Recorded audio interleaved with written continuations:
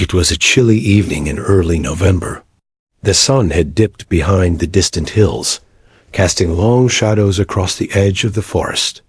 8-year-old Emily sat cross-legged on the living room rug, coloring in her sketchbook. Her grandmother, Margaret, sat nearby in her rocking chair, knitting a scarf for the coming winter. The house stood quietly at the edge of town, with no neighbors for nearly a mile. It was the kind of place where silence wasn't strange, it was normal. But tonight, something about that silence didn't feel right. Margaret paused, mid-stitch, and glanced toward the window. "Did you hear that?" she asked. Emily looked. "Curious. Hear what?" Margaret stood slowly, her knees cracking as she walked toward the window. Outside, the yard looked normal at first glance. Bare trees swayed gently in the wind, and the last rays of sunlight glinted off the frost-covered grass. But then, something moved. Just beyond the fence, in the darkening woods, several shapes were emerging.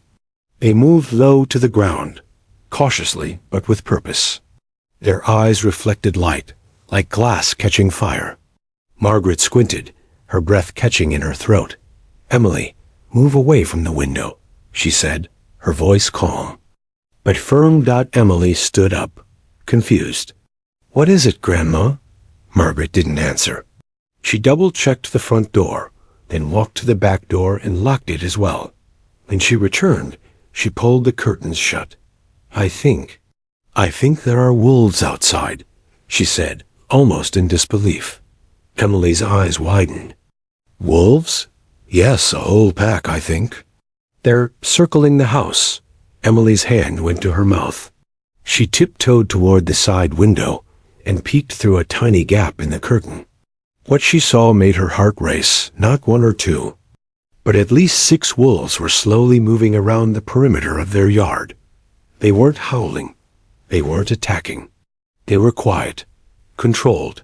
Watching. Margaret picked up the phone and called the local ranger's number. "Dalton, it's Margaret. I need you here right now. We're surrounded by wolves." "No, they haven't broken in, but something's not right. They're acting strange." Yes, the house by the forest edge. Please hurry." She hung up and turned to Emily. "He said he'll be here in 20 to 30 minutes. Emily nodded, still watching from the window. Something about the wolves struck her as odd. They didn't look angry. They didn't even look hungry. One of them, a larger one with a gray coat, had a limp. Another sat near the steps, like it was, waiting patiently. None of them made a move toward the house. They were simply there. "Grandma," Emily whispered. "They don't look like they want to hurt us." Margaret looked at her with concern. "We're not taking any chances. Stay away from the windows." But Emily couldn't stop watching. Her instincts told her this wasn't just a random encounter. The wolves were there for a reason. She didn't know how or why, but deep in her heart, she felt they were trying to say something. Not with words, but through their strange, silent presence. The wind picked up, howling through the trees. The wolves didn't flinch. The phone rang again. Margaret answered it quickly. "Dalton, you're on your way? Good. Please be careful." As the sky turned from twilight to night, the wolves remained in place, unmoving, unblinking. A circle of wild eyes around a small house that had no idea what would happen next. Inside, Emily pressed her hand to the glass, wondering not what the wolves wanted, but why they chose her home. And outside, under the stars, the pack waited. The house felt unusually still. Every sound, the ticking of the old wall clock, the creak of the wooden floor, even the distant groan of the wind seemed louder than usual. Emily sat quietly beside her grandmother on the living room couch, hugging a blanket to her chest. The wolves were still out there. Every time she peeked through the curtains, she saw them pacing slowly, almost rhythmically, around the house. "They're not leaving," Margaret murmured as she paced near the kitchen window, peering through a small gap in the curtain. "They've been circling for nearly 20 minutes. Emily didn't answer. Her eyes were fixed on one wolf in particular, the same one with a limp. It stood a few feet from the porch, staring at the front door. Its head was slightly lowered, but its gaze never wavered. It wasn't baring its teeth. It wasn't growling. It was just watching. Why aren't they attacking? Emily finally asked. Her voice small but steady. Margaret didn't have an answer. She simply shook her head and checked the lock again, though she already knew it was secure. Outside, the shadows had deepened. The only light came from the porch bulb, which flickered slightly, casting uneven light over the front yard. The wolves stayed just beyond it, their eyes glowing faintly like pale coins in the dark. Suddenly, the sound of a vehicle broke through the stillness. Headlights appeared at the edge of the gravel road. Emily and Margaret both stood at once. A moment later, a pickup truck pulled into the driveway. "It's Mr. Dalton," Margaret said with relief. The truck stopped, and Ranger Dalton stepped out, his flashlight cutting a beam through the darkness.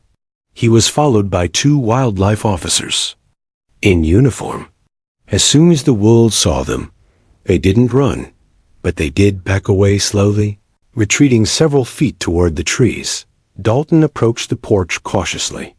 Margaret opened the door just a crack. "They're still here," she whispered. "I see them," he replied, eyes scanning the yard. "We've never had this many come this close. Something's off."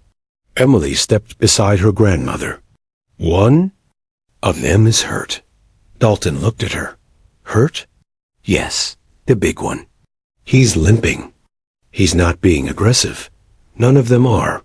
They've just been watching us." Dalton nodded slowly. "That's true. Usually, wolves avoid humans. If they do come close, they're either hunting or afraid. But this," he gestured toward the yard. "This is different." One of the wildlife officers lifted a tranquilizer rifle, but Dalton raised a hand. "No, not yet." The pack stood at a distance now, huddled together near the edge of the woods. Their formation looked protective, not threatening. The injured wolf sat down, letting out a quiet, low sound, not a growl, but something softer. It sounded almost like a whimper. Emily tugged at Dalton's jacket. "I think they came here on purpose." Dalton looked down at her. "Why do you say that?" "Because they're not scared of us. They're not angry, either. It's like they came here because they needed something." Dalton glanced at the pack again. He had worked in wildlife management for over 20 years. He had seen dangerous situations. He had dealt with aggressive animals. But this felt more like a message than a threat. Margaret still looked uneasy. "What if they come back tomorrow?" "They might," Dalton said honestly, "but we'll stay on alert. I'll have a team drive through the area tonight and check the forest perimeter." As the officers began backing away toward the truck, the wolves remained where they were. They watched, waited, and then, without a sound, they slowly turned and disappeared into the trees. But no one in that house believed the story was over. Emily stood at the doorway long after the wolves had vanished, feeling something deep in her chest. It wasn't fear. It was curiosity, and somehow she knew they'd be back. The following morning, a heavy mist blanketed the forest. The sunlight struggled to break through the thick fog that clung to the trees like a curtain. Emily woke up earlier than usual. She hadn't slept well. Her dreams were filled with glowing eyes and soft howls that seemed less frightening and more like a call for help. As she crept downstairs, she found her grandmother already awake, sipping tea and staring out the kitchen window. "Do you think they'll come back?" Emily asked softly. Margaret took a moment before replying. "I don't know, sweetheart, but I hope they don't have to." Emily sat down beside her. Her eyes kept drifting to the forest lying beyond their backyard. The wolves had disappeared into that darkness like shadows, but something about them lingered. She couldn't shake the feeling that their visit wasn't finished. Around 9 a.m., Ranger Dalton returned. This time, he wasn't alone. He brought a wildlife expert named Dr. Lena Hart, a biologist who had studied wolf behavior for over a decade. She was calm, professional, and curious especially after hearing Emily's observations. "You said the wolf didn't growl or attack?" Lena asked. Emily nodded. "They just looked at me. One was hurt, and the others were watching it, like they were protecting him." Lena listened carefully. "That's very unusual. Wolves are intelligent animals, but they don't normally come near humans unless forced. And even then, they're either hostile or fearful." Dalton added, "I've never seen a pack just stand guard like that." Margaret, though still nervous, nodded. They weren't like wild beasts. It was like they knew we weren't a threat. Lena leaned forward, intrigued. "Animals sometimes sense kindness. Children especially give off a kind of energy. Maybe that's what they responded to." Emily's eyes lit up. "Do you think they were asking for help?" Dr. Lena didn't answer immediately. Instead, she stood and walked toward the window. "I've seen desperate wolves raid farms. I've seen them steal food or run from loud noises. But what you're describing, it's not fear-driven. It's intelligent behavior. Calculated, almost emotional." Dalton suggested they check the forest perimeter again. He invited Emily and Margaret to come along, just to observe from a safe distance. After some hesitation, Margaret agreed. They drove down the gravel path that led into the dense woods. The trees grew close together, casting deep shadows even in daylight. About a mile in, they found what they didn't expect: tracks. Many of them. Lena examined the prints closely. "This is a den site," she said quietly. "Or it used to be." Piles of broken branches, uprooted shrubs, and crushed soil suggested the area had recently been disturbed. Fresh tire marks led right through it. Dalton frowned. Construction vehicles. They followed the tracks a bit further and reached a clearing where trees had been cut down. A sign stood nearby, half buried in the dirt: "Future site of Evergreen Ridge. Luxury cabins coming soon." Emily stared in disbelief. "They destroyed their home." Lena's voice was soft. "That's why they came to your house." Their den was gone. Their leader was injured. They had nowhere else to go. Emily felt a tightness in her chest. The wolves weren't just wild creatures. They were refugees, survivors. And somehow, they had chosen her home, not out of aggression, but out of trust. Dalton looked at the wrecked clearing. This should have been reported to Wildlife Services. They cleared land right through a protected zone. Lena turned to him. "That's why we need to act fast. We need to help the pack before they're forced into more danger." Emily stood still, watching the silent forest around them. Somewhere in those trees, the wolves were waiting, and she made a quiet promise to herself. She would not let them be forgotten. The day after discovering the ruined den, Emily couldn't focus on anything else. She sat quietly on the porch steps, piece of paper and colored pencils in her lap. But she wasn't drawing. She was watching, waiting, hoping. She had barely touched her breakfast. Her grandmother noticed. "Of course, you're thinking about the wolves again," Margaret said, gently as she stepped outside, a warm mug in her hand. Emily nodded. "I feel like they're still out there, and they're still waiting." Margaret sat down beside her. "Dr. Lena said they'll try to stay nearby as long as they feel safe. But we also need to be careful. Wolves are still wild animals." "I know," Emily said, "but they didn't want to hurt us.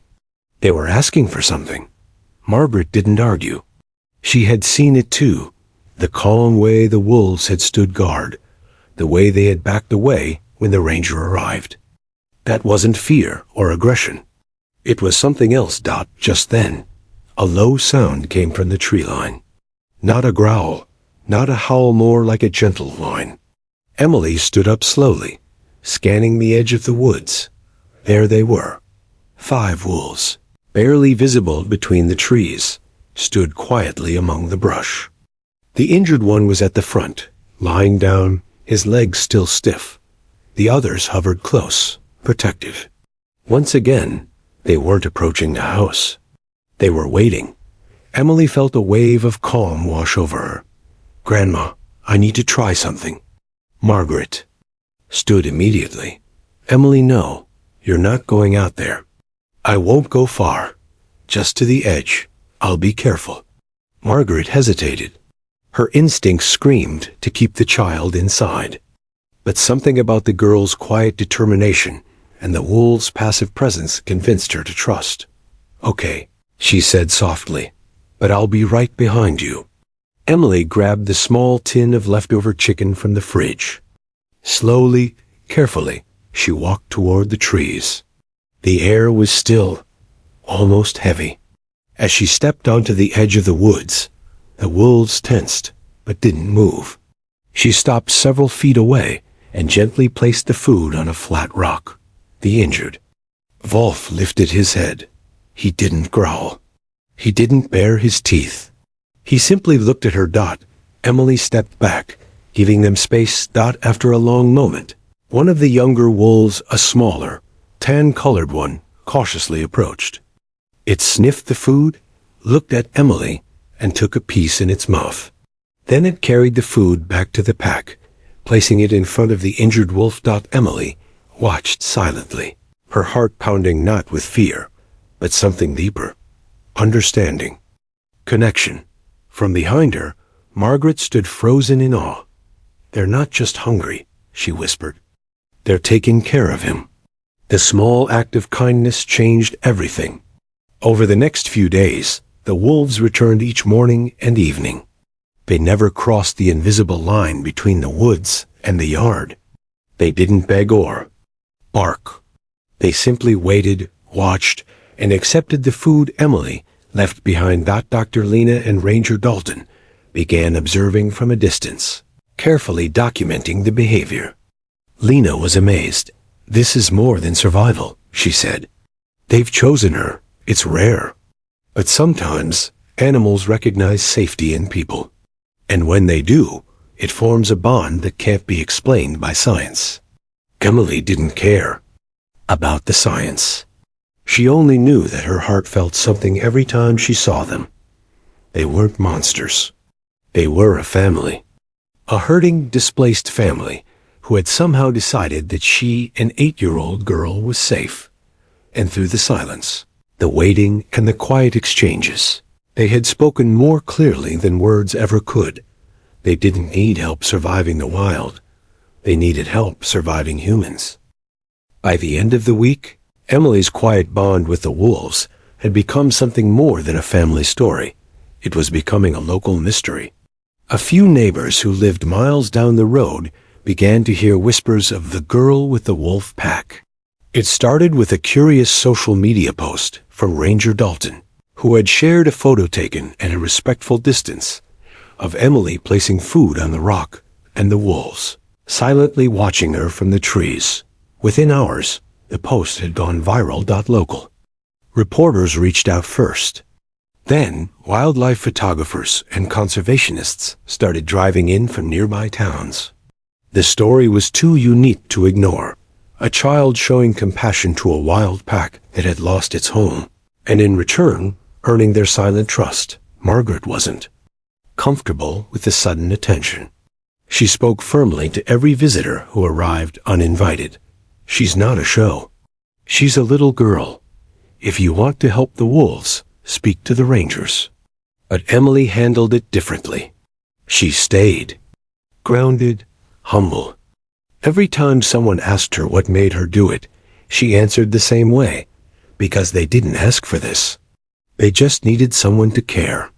One afternoon, a crew from the State Wildlife Department arrived. They weren't reporters, they were serious, clipboard-carrying officials. Their concern wasn't the bond, but the implications. A wolf pack choosing to live so close to humans could become dangerous. Dr. Lena met with them immediately. She presented notes, photos, and daily logs. They haven't shown any signs of aggression, she explained. They keep their distance. They don't approach the girl unless she initiates contact, and even then, it's respectful. Still, some of the officials looked uneasy. If one of those wolves attacks someone, even accidentally, it'll be blamed on the girl, and we'll be forced to act, one said. Lena nodded grimly. That's why we need to do more than observe. We need to act first, on their behalf. Emily overheard parts of the conversation, and that night, she sat with her grandmother in silence. Her eyes were on the woods. The wolves had come again. As usual, resting just beyond the tree line. They want to move us apart, she said quietly. Margaret placed her hand on Emily's. Not everyone understands what you're doing. But that doesn't mean it's wrong. I don't want them to be taken away, Emily whispered. This is the only safe place they have left. The next morning, something unexpected happened. As Emily brought out the usual container of food, she noticed one of the wolves wasn't there. The older gray one, the one who had first caught her attention. The one with the limp. He was gone. Only 4 wolves remained, pacing slowly and restlessly. They looked nervous, unsettled. The youngest of them let out a long, low howl. Emily felt her chest tighten. She looked back toward the forest. Somewhere, in that dense, silent maze of trees, the injured wolf had vanished. Later that day, Dalton and Lena searched for him, accompanied by 2 wildlife trackers. For hours, they combed through the woods until finally they found signs. Fresh blood, tufts of fur, claw marks on a fallen log. He was attacked, Dalton said softly. Could be coyotes, or maybe a bear. They didn't find his body, just signs of struggle and retreat. It was unclear if he was still alive. When Emily heard the news, she didn't cry. But she was quiet for a long time. Then she said, he came here because he knew he couldn't survive on his own. He brought his family here because he trusted we'd help. Margaret put her arms around her. And we still can. Even if he's gone, the others are still here. And they need you now more than ever. Emily nodded, a fire lighting in her eyes. The story was no longer just about survival. Now, it was about protecting the ones who had chosen her. The forest felt different now. Since the injured wolf's disappearance, the air around Emily's home had changed. The remaining 4 wolves still came each morning and evening, but something was off. They were restless. The smallest one, the tan-colored pup, paced constantly. The others stayed alert, ears twitching at every sound. Emily noticed it immediately. Waiting for him, she said softly. They still think he's coming back. Ranger Dalton and Dr. Lena had been visiting daily, tracking the pack's behavior. They knew it was dangerous to let the wolves linger near the property, especially with so many outsiders now watching. But they also understood that forcing them away too soon, before finding a better solution, could do more harm than good. That week, Emily made a decision. She started drawing, not just animals, but scenes of the den before it was destroyed. Of the pack running through the trees, of the old wolf standing strong in front of her home. With Margaret's help, they scanned the drawings and created a simple online campaign. Help us protect the pack. They didn't ask for donations. They asked for signatures. The goal was simple. Petition the county to declare the nearby forest zone a protected area, halting the construction of the luxury cabins until proper wildlife relocation could take place. The response was overwhelming. Within 48 hours, over 80,000 people had signed. Reporters came again, this time with questions not about the wolves, but about Emily's mission. One interviewer asked, "Why do you care so much about animals that most people fear?" Emily's answer was quiet but firm. because they didn't give up on each other, even when they lost everything. And now, they need someone to not give up on them. But not everyone supported the movement. A local businessman, Mr. Rourke, man funding the cabin project, called it emotional nonsense. He claimed the wolves were dangerous and that the girl was being used to manipulate public opinion. This land was legally bought and cleared, he told a local station. Wild. Animals don't own property. Dalton wasn't having it. These animals lived here long before surveyors did, he said. And forcing them into conflict zones just to build a vacation home isn't just cruel, it's careless. Tensions rose. On the sixth night, something unexpected happened. At around midnight, Margaret was woken by a strange noise, low growls, and movement in the backyard. She rushed to Emily's room, but the girl was already at the window, eyes wide. "They're back," she whispered. "All of them." Margaret looked out. 5 wolves stood at the edge of the woods. 5. The injured wolf had returned, but he was different now. His gait was slower. He was covered in mud and scratches, but he stood tall at the front of the pack. He had made it back.